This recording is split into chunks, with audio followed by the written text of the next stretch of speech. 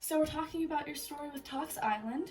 When did you first hear about the project, and how did you feel when you first heard about it? Well, it started in the early 60s, but because we were around 6 miles or so below the proposed dam, we were hoping, since we were providing recreation, that we'd get lifetime rights. So that was our intent, which of course did not happen. So the more we heard about the dam, the more we knew it was a mistake. And we couldn't just sit back and do nothing about it. It was serious. Something that needed good intentions. So we kind of partnered up with Nancy Shakaitis, who just recently passed away, and we tried to form the Save the Delaware Coalition. Well, we did form it, and we had meetings and events, and like we had Chief Justice Douglas here to help save Sunfish Pond, because it was going to be pump storage, which would have been a crime to destroy that beautiful glacier lake. So we ran a canoe trip that day also, and we had one of our canoes stolen that day. I remember that. Eventually we stopped the dam, finally. We also learned some of the guys who were drilling the test drillings for the core of the dam also worked for us part-time at Kittatinny Beach. And they knew by the material they were pulling out of the ground that was not a good place to put a dam. It was not practical. But that didn't get publicized. In the end, it finally did come out. So we did stop the dam, thank God. And we still have a river, because this is the last free-flowing river on the East Coast without a dam. For example, right now, on your way here, you probably saw the little trees in the woods with the little white blossoms called shadbush. Mm-hmm. When the shadbush tree blooms, the shad are running up the river. And it's all related to temperature, which means the water temperature in the river should be around 50 degrees. And how were the shad going to get up the river to spawn? They couldn't. I mean, that's just a little side effect of a dam. In overall time, it would fill up with silt. So eventually, that silt would build up, and the dam, I forget the life expectancy of the dam. Something tells me 25 years? Yeah, 25 to 50. Something like that. It would fill up. And it just did not make common sense at all. They condemned us and told us we had to be out of Kittatinny Beach by a date in July of 1968. So we had to relocate, find other land, but the dam still wasn't stopped at that point. So we had to assume the dam would proceed. So we couldn't buy land where the dam was going to be, because we'd have to go all through it again. Well, you can't duplicate the Delaware Water Gap. As you can see by the pictures, it's not nostalgic. You know, there's no other Delaware Water Gap in the world. We owned the whole mile of riverfront through the gap on the New Jersey side, from the Route 80 toll bridge now all the way to the point of the gap. That was all our land. So they came in and condemned it with eminent domain. So we tried to fight it to no avail. So we looked and looked for where to move, because we had the river trip business, we had the tavern, the restaurant, the tavern, the cottages, the picnic grove, and we couldn't find anything like that along the river.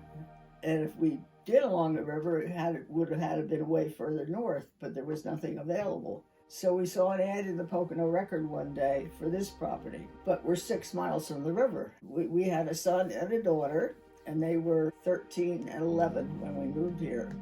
But we had all these activities for the kids, the river and the snowmobiling and the fishing and the hiking, and we couldn't find it. So we saw it in the paper for 100 acres here with a half a mile of Digman's Creek going through it.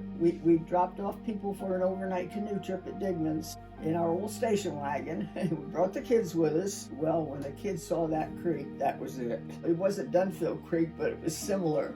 Julie took her elbow and she poked me. I like it, Mom, don't you?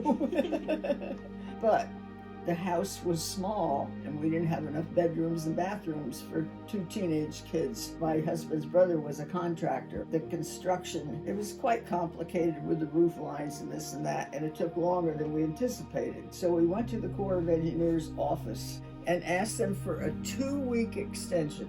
Of course, they hated us because we were fighting their dam, so they denied it.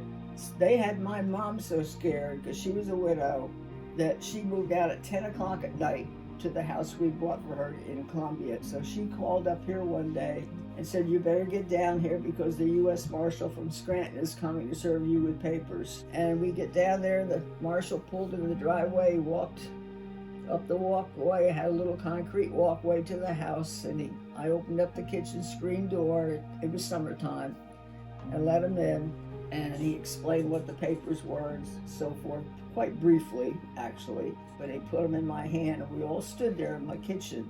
Then I heard Julie start to sob and cry. So I took the papers, they were rolled up, and I shoved them back in his hand. I said, "You take these papers and give them to Pete DeGelke and tell him to shove them up and you get the hell out of here." He took his papers, turned around, we walked out the door and left. So we moved, and then we just began buying river frontage. After the dam got stopped, we could start to buy and get reestablished on the river. So it was a very detrimental situation to move your business, a river trip business, from one area to another and give up what you had, which is a prime location now for tourists and visitors. And we did successfully. How did you get involved?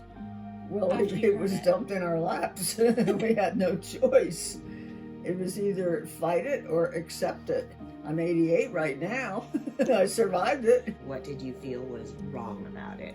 Destroying the river, essentially. And that was the main thing. You can't build another river, but you can destroy a river. I used to start out on the river in a rowboat. Every day I was out in my rowboat. At least once a week my mother would give me, I think they cost $0.25 in those days, to buy a milkshake. And I would row my rowboat all the way down to the point of the gap to Art Patron's ice cream stand. So the river, I always say, is my playground, which it was my best friend, and you get attached. And the river has character because with every season it changes. I mean, what do you think about how the river turned out now?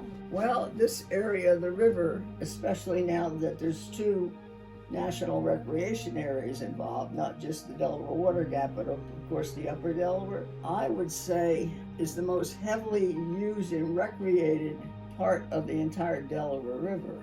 So with heavy river usage, which started to grow as people discovered the river, there was more litter in the river.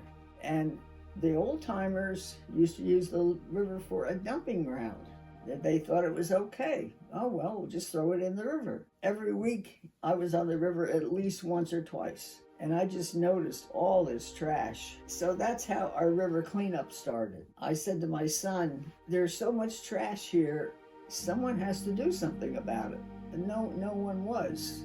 We didn't know how to do a river cleanup, so we did the best we knew how and used staff and put our staff on the river. So the next year we started advertising for volunteers. And we had 2 campgrounds at this point. So we fed the volunteers a hot breakfast in our pavilion in Barryville and a barbecue supper every night.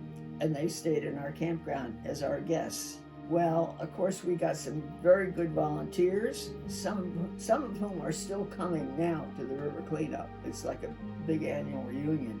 But we got some bad volunteers. There was one large family that came from Brooklyn, I remember. They never even went on the river for the cleanup. They hung out at the swimming pool all day. So I says, this is not working either. So we had to weed out the people who were not industrious or conscientious from the good volunteers who were. But it took 4 years to know how to clean up the river because we did 70 miles of river. We made some mistakes. We learned that you have to do it late in the summer when the river is low and clear. So that's how the cleanup started. 1990 was our first one. And on the 4th year, We got our most tires ever, 1,004 tires. That was the proof that we were doing things right finally. So I was on the river at least twice a week, and I never went on the river without picking up trash, of course. You can't just paddle past a big piece of trash and not pick it up. But the volunteers, the same ones, are come back every year. And they actually apologized to me. He said, look, you're feeding us, we're camping here, and we're not finding much trash. But that's a good thing. When you get to the bottom of a section you've cleaned, and you turn around and you look upstream, you just feel good.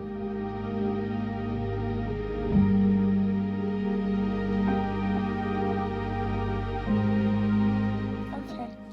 Thank you so much for letting me interview you today.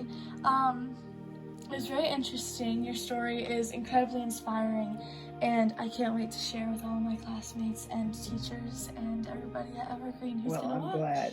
glad.